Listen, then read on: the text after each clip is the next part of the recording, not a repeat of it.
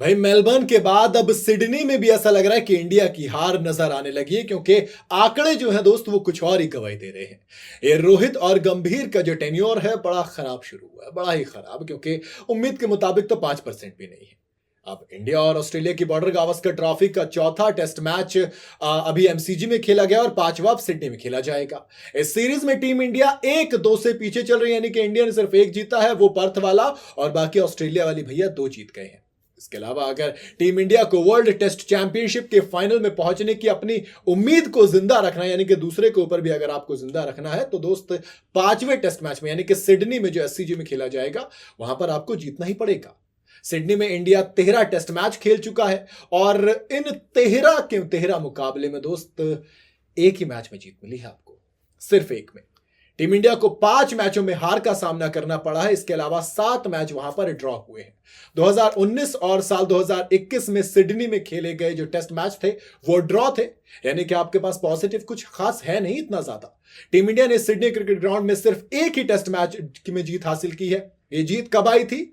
1978 में बिशन सिंह बेदी की कप्तानी में, 1978 में। तब टीम इंडिया ने ऑस्ट्रेलिया को पारी और 2 रन से मात दी थी। इस मुकाबले में इंडिया के स्पिन तिकड़ी, जिसको हम स्पिन ट्रायो कहते थे, यानी कि बिशन सिंह बेदी, भागवत चंद्रशेखर और ई प्रसन्ना, इन तिकड़ी ने कमाल किया था और तीनों स्पिनर्स ने इस मैच में 16 विकेट चटकाए थे। अब सोचिए जरा। और एससीजी के बारे में कहा जा रहा था कि भैया यहां पर इंडिया को 2 स्पिनर्स की जरूरत पड़ेगी, और अभी 2 स्पिनर के नाम पे आपके पास कौन है? अश्विन ने तो रिटायरमेंट ले ली है, तो ऑब्वियसली आप एक तरफ तो जड्डू को देखेंगे, दूसरी तरफ आप किसको देखेंगे? दूसरी तरफ आप देखेंगे वॉशिंगटन सुंदर को, जो कि एक एक्स्ट्रा बैटर के तौर पर भी आपको आते हैं।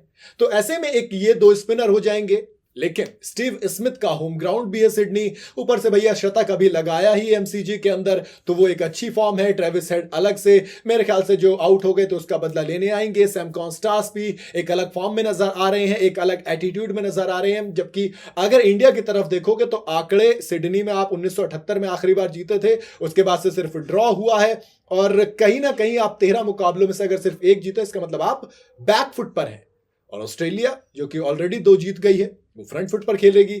और रोको की फॉर्म हो गई, रोहित शर्मा और विराट कोहली की फॉर्म कुछ खास है नहीं। पंत उल्टे सीधे शॉट खेलकर आउट हो रहे, सुनील गावस्कर से लेकर गौतम गंभीर तक सब काफी खफा चल रहे हैं। वैसे एक दिलचस्प बात आपको बता दूं कि गौतम गंभीर ने ड्रेसिंग रूम में जाकर कहा कि ये जो आपका चल रहा था अब तक वो बहुत हुआ, अब आपको मेरे हिसाब से क्रिकेट खेलनी पड़ेगी।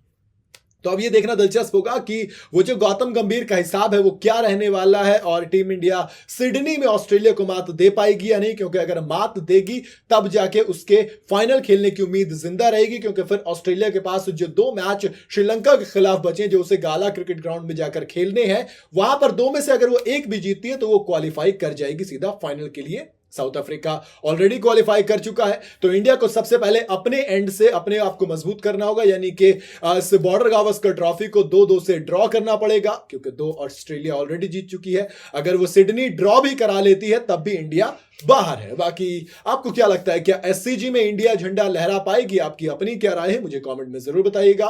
वीडियो अगर आपको पसंद आई हो तो इसे लाइक और शेयर जरूर करें, और जाते जाते चैनल को फॉलो और सब्सक्राइब जरूर करते जाइएगा।